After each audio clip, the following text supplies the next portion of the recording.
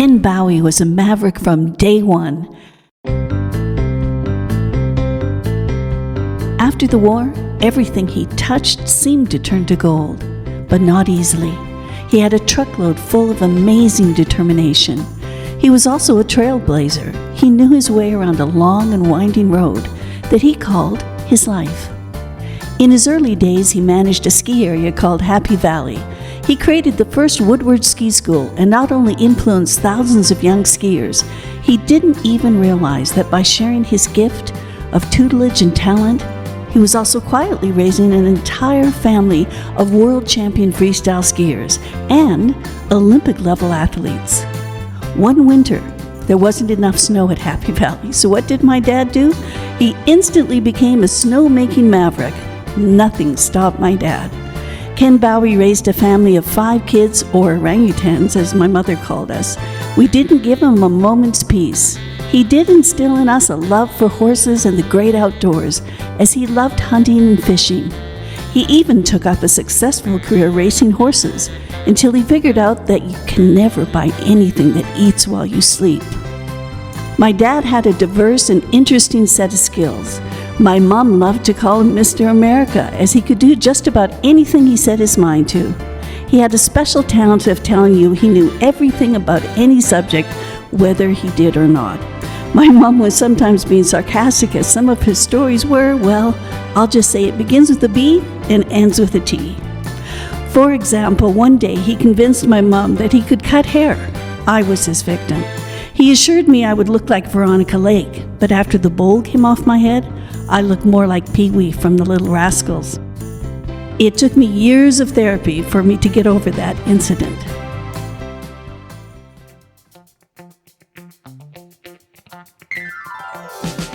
As we moved forward, my dad's next amazing adventure turned out to be a life-changing event for all of us. He struck oil.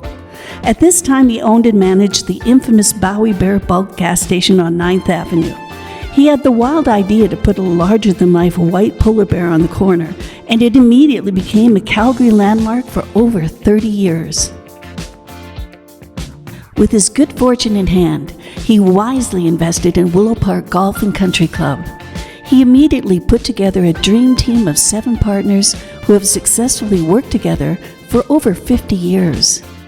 In those many valued years, Ken became a premier golfer and loved to teach anyone who would ask. He was always immensely proud of the over $12 million he and his partners raised for different charities throughout the Calgary area. I think everyone who knew my dad would attest to what a true friend he was.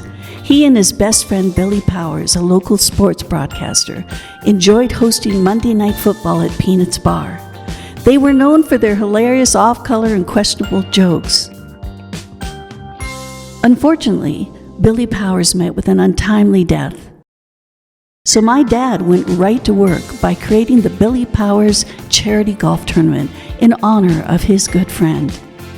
For the past 10 years, my dad has continued to raise monies for children's minor sports in Billy's name. My dad was a tough maverick when he needed to be, but his heart was soft as a dove. He never stopped caring and giving to all who knew him. Ken Bowie was always a fixture at Peanuts Bar, watching football and hockey, or Shanks, where he still liked to bet on the horses. Not many people know, but my dad wasn't just a normal football fan.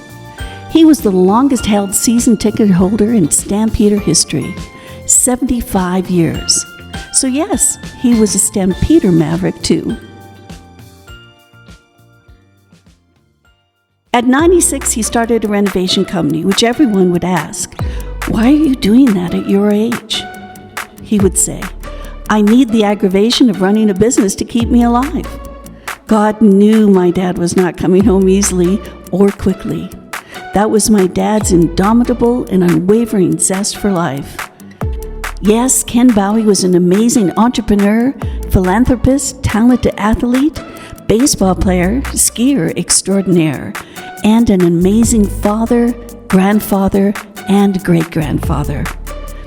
Not many people know, but my dad was also an amazing secret artist. He painted 7 outstanding paintings that hung in our house for over 50 years, and yet he never spoke of them. My dad was lucky enough to find love again, as he enjoyed and cherished his partner Sally for over 25 years. They spent almost every summer at their fifth wheel, enjoying nature and his beloved trained squirrels. He really believed he trained them. My dad went out a true fighter, kicking and screaming for more right up until his last moments. He always said he couldn't sleep because he was afraid he would miss one moment of this glorious life. When I would ask every day, "Dad, did you sleep okay?" he would get mad and say, "I can rest when I'm dead." So rest now, Dad, and reflect on the glorious journey you were blessed to live. You left a long trail of broken hearts on this sad day, as we will all miss you so. But you're also leaving a legacy of inspiration and undying hope to all who are lucky enough to be touched by your precious soul. Tell God, his mighty maverick has finally come home. If happy little bluebirds fly beyond the